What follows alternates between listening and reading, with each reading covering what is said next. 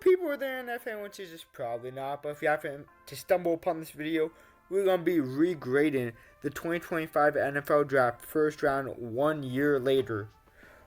Obviously, some of these players, still young in their career, so it's a little hard to tell, but we saw what they did their rookie year, so let's go grade. I know not every team picked, the Rams hate having their first round pick and the Texans trade back with the Giants, but let's get into it. First, we have the Titans. I'm going to have them go with a solid B for Cam Ward. Obviously, at the time, Cam Ward was coming off a hot season. After this season, I would say that Tyler Shough and Jackson Dart were better picks. But to be fair, they weren't going to reach that far to take Jackson Dart. Or people would even say that Shedeur Sanders would go here, but we all know what happened with him. But he was kind of thrown into an unfair situation, Cam Ward. Obviously, the Titans didn't have any pieces around him. He looked better in the second half of the season. Obviously, that first half, a lot of fumbles, a lot of interceptions. But, towards the end of the season, he looked alright. But they were already tanking at that point, so didn't even matter. The Jaguars, I'm going to have to go with the D for the Travis Hunter pick. Not that he was necessarily even a bad player. It was just that, obviously, I don't think it was worth trading up for him. Trading the 2 first with the Browns to go get Travis Hunter, who got hurt midway through the season. He obviously struggled trying to play both ways, and that's why he got injured.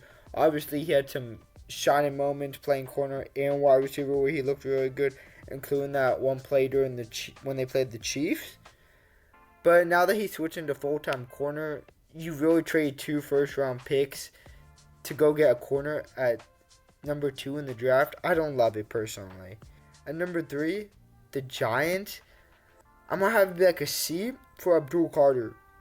Obviously, I don't think he, performed up to the hype that, was going on before the draft. Oh, this guy's going to be the next Micah Parsons. He was alright this season. Didn't look amazing. But, obviously, as I said before, these guys are still developing. Obviously, he's a young guy. That whole team is kind of developing the Giants. And as I said with Cam Ward, that second part of the season kind of was tanking a little bit. So, maybe he didn't look the greatest, but I thought it was an alright pick. At 4, the Patriots took Will Campbell. This has to be an A. Because obviously I know Will Campbell's getting the hate, after the Super Bowl and the playoff performance that we saw. But throughout the season, he was obviously good. He had a little stint where he was injured. But obviously he was good enough to protect Drake May and to get them to the Super Bowl. So I don't know why all this necessarily hate is coming just because he didn't play that good, He's a rookie. Leave him alone. Playing in the Super Bowl as a rookie is a big pressure. That's not his fault if he didn't perform to his higher standard. But this was still a good pick. This is a guy that could play for your team for another 10 years until put up high performance. I think it was an amazing pick for this young, intriguing Patriots team that obviously is on the up and up. But, they were schedule merchants this year, so we'll just have to see how this pick ages. At number 5, the Browns. The Mason Graham pick, I didn't personally love because he didn't really play that well this season. To be honest, most of the defensive tackles taken in the first round in the 2025 draft didn't look that amazing. So it was kind of hard to tell. I don't think they even necessarily needed a defensive tackle because they had Mike Hall, who was a rookie 2 seasons ago. Obviously, I think there were some better picks that they could have made, like maybe an Ashton Jeanty or a Ted Torr or McMillan, or even go with a safe O-line pick like Kelvin Banks. But personally, I don't really love the pick. At number 6, the Raiders, I'm going to have them going with B for Ashton Jeanty. Obviously, we were all, used to coming off that hot season that you had at Boise State, so we were expecting a lot more. But the Raiders weren't prepared to take a running back in the first round. They probably shouldn't have. Obviously, in the future, when they get some O-line, they have Fernando Mendoza they're going to get. They're going to have some, strong offensive pieces. But at this time, when there was no O-line, it's kind of a strange pick. So that's why. And still, he almost got 1,000 yards even with no O-line. So it's kind of impressive. He had some breakout games, some okay games, at the beginning of the season. they had that whole issue where they made him change his stance and he didn't look that good. But then once he changed back, he looked like old Ashton Genty. And I think it was actually a pretty good pick still. Because, he's a high-level running back. He could have a breakout season next season, I could see, now that they have some O-line pieces and a capable QB that won't throw a pick every other play. At 7, the Jets. The Jets are a mess right now, but this is a bright spot for them. I think that Amar Membu was actually a pretty good pick. I don't know if I want to throw him in A, because obviously he couldn't do enough to change the offense, but, I don't think any player could, so I think I'm just giving him a little bit of a hard time. But still, he played okay this season. It's kind of hard to tell since, he played on the Jets. It makes everyone look bad. But yeah, at number 8, we have the Panthers. I mean, obviously, I think I just have to give him an A here. I mean, Ted McMillan won Offensive Rookie of the Year. Obviously, eclipsed 1,000 yards. A big milestone for a rookie. And they finally did give Bryce Young someone he could actually throw the ball to. Someone could come down to 50-50 balls. Because obviously, the year prior, they drafted Xavier Legette, and we all know how that turned out. I think that experiment should be over and they should get rid of him. But obviously, I have no complaints there. Good wide receivers who going to be there for a while. Could come down to 50-50 tough balls.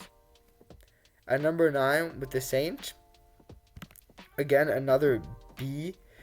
It was kind of an average pick. You can't really miss on an O-lineman when they're going to be good. Kelvin Banks was always going to be good. He looked good at Texas.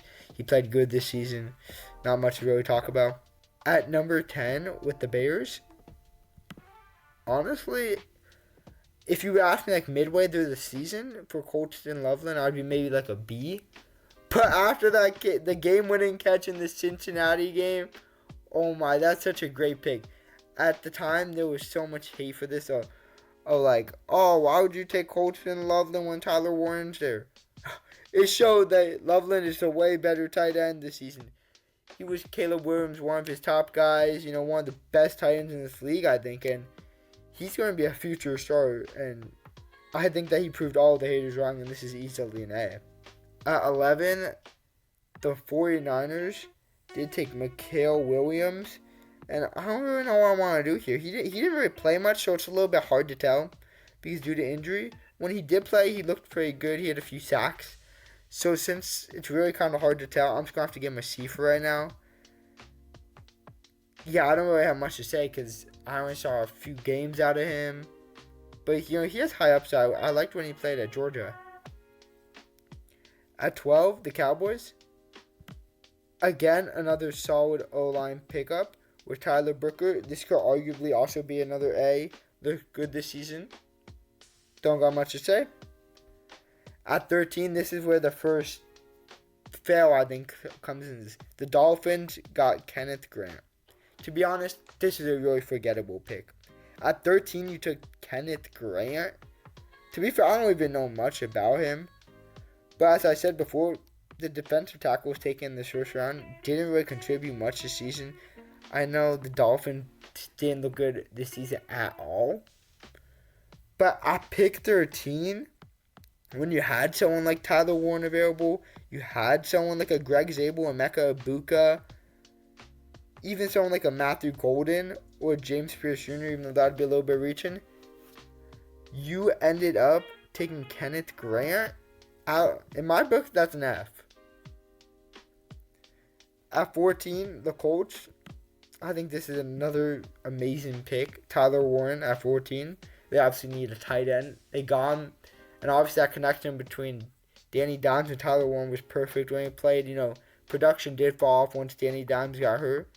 But, going into that draft, everyone had Tyler Warren go in the Colts because it was a match made in heaven. And look, it was. No one thought he was going to fall that far because they thought the Bears were going to take him. But everything works out for a reason, I'd say.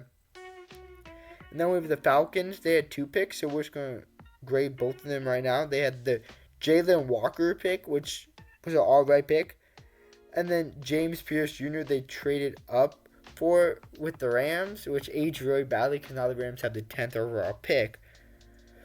You know, before the offseason, I'd be like, maybe this could reach and be an A or a B, but this has to be a C.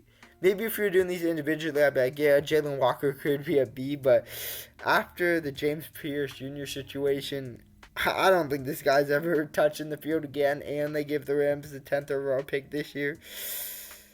If it wasn't for that Jalen Walker pick, this would be an F.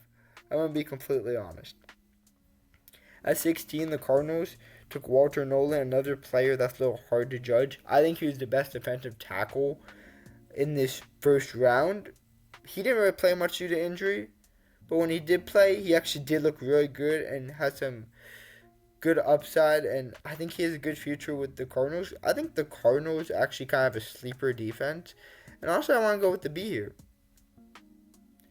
17, this is another disaster. The Shemar Stewart situation. We all remember when he was drafted, and he didn't want to sign his contract for like 4 months due to injuries, whatever. They didn't want to insure him or something. And then he made this big fuss. It wasn't even that he was a good player. He just kind of wanted some, basic insurance to pay for his injuries. But then when he played, this guy was absolute sponge. I don't even know how this guy was a first-round pick. Really, in my final mock draft last year, I somehow sniped the Bengals taking him at 17. That was the only thing I basically got right, which is crazy. But this is an F pick. Shemar Stewart is you could have took so many better players. Any O-line, any defensive player would have been better than Shemar Stewart. Then Seahawks with Greg Zabel, I'm going to have him going A. Obviously, their O-line was already strong before, but this pick also kind of helped them get to the Super Bowl. Because, again, as I said before, I don't got much to say about O-linemen. But I know, I know Sam Darnold did fumble a lot, but I don't think that's the O-line's fault. But as, if they were winning games, the O-line must have been not awful. And 19, the Bucks, Emeka Egbuka. If we were talking about first half of the season, best pick in the draft year. Biggest steal at 19. I still think it's an amazing steal at 19. But the second half production fall was actually crazy. It needs to be studied. And for that reason, I'm going to have to give it a B. To be honest. Emeka Egbuka still has an amazing future, I would say, now being the clear wide receiver 1 with Mike Evans out of there. And to be honest, he's the only wide receiver they kind of have now. I mean, they have Chris Godwin, but, he has the injury history. Jalen McMillan. But other than that, I guess it was a good pick. It's just the production wasn't the same as, the beginning of the year. The Broncos at 20 taking Jahdae Barron. Again, I didn't hate the pick at the time, but I don't even know if he saw much playing time this year, to be honest. I know he did see a few games, but I don't know if I loved the pick. Obviously, it was a strong defense, and I don't really know if you could get any other better corners at the position that they were. Maybe you could argue for a Maxwell Harrison, but he didn't play great either. I'm just going to give this a C. At 21, then we got the Steelers with Derek Carman. That's everything Steelers is. It was mid. It was a mid. The pick could be described as a 9-8 pick. I know he had a few games where he was injured, but when he played, he actually did look pretty good, I have to say. One of the better defensive tackles taken in the first round. Obviously better than Kenneth Grant, as I ranted before. It could be top of C, bottom of B, you could argue. I'm going to put it bottom of B. Just because, why not, I would say. And then at 22, the Amari Hampton pick. Another player that was injured for the majority of the season, but when he did play, I actually really did like it. When he played, I think he's an amazing running back. He had some moments where he could just run to the house. Even when that O-line wasn't that good, he was still getting to the house, which is kind of impressive. 23, the Packers. I know the Packers fans love glazing Matthew Golden. Obviously, it was a special moment. He got drafted when the draft was in Green Bay. But I think it's a D pick. He's like 5'10".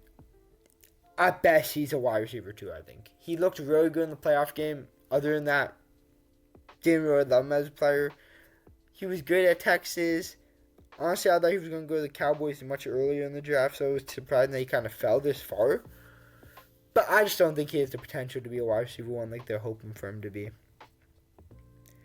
Then we have the Vikings at 24 taking Donovan Jackson. I don't know if he played much this season. I know he maybe had some injuries. I'm not too sure about it. I don't know. The Viking to O-line ball, I guess. But honestly, mid-pick. I mean, I don't really got much to say about it. Then we have the Ravens. Never mind, I skipped. I forgot that the Giants got Jackson Dart too. This changes things. This is going to be now. Just because I forgot. But the Jackson Dart kind of a steal. They only traded it was maybe 7 picks up. But still, Jackson Dart is their future QB franchise guy. And honestly, Jackson Dart could have went number 1. And then we have the Falcons that picked James Pierce at 26, but we already went over that. So then at 27, now we have Malachi Starks for the Ravens. Honestly, Malachi Starks was kind of a steal too. A lot of these teams are going with B. I'm a re-range just after probably. But Malachi Starks was a good pick. 28, another one of those picks around the defensive tackles were kind of really bad this year. Or they didn't produce. But 28, the line's going with Tyleik Williams. I know he's a run stopper. I don't really know if he played much this season, but I don't really love the pick. I know it's pick 28, so I don't really know what you were expecting. But still. At 29, the Commanders took Josh Conerly Jr. This is a C pick, I would say. I think people were expecting a lot more going into the season out of Josh Conerly, and he just didn't produce what they were expecting. I know the Commanders weren't very good this season either, but their O-line's actually pretty good, so I don't know why their QBs kept getting hurt. At 30, the Maxwell Harrison pick out of the Bills. Another average C pick, I would say. Nothing too crazy, I would say. At 31, the Eagles taking Jahad Campbell. They actually traded with the Chiefs, if I remember correctly, which is kind of funny because, they PTA'd them before. But I thought the Jahad Campbell was a pretty good pick, I would say. It's a B pick. And then at 32, the Chiefs taking Josh Simmons. Was actually another really good pick, too. I know he had some personal leave during the season. He had some injuries coming into the season. But honestly, another B pick. I'm going to rearrange this and I'll get back to you guys. Alright, guys, I'm back. The 2 things I changed, I didn't move the Raiders down to C because after thinking about it, good pick. But out of what we saw this season, they just weren't prepared with the O-line. So that's the only reason why. If they had an O-line that was capable of blocking for Ashton, still would B or even A. And then I moved the Bucks up to A because even though Mecca didn't, perform the second half of the season, he still has an upside, so I still think it was a good pick in hindsight. So yeah, this is my grading. This is probably super casual takes because obviously, all these takes are casual on this channel. But if any single person watches this video, please subscribe, please like, please comment how awful my takes were. Just joking. But see you guys next time.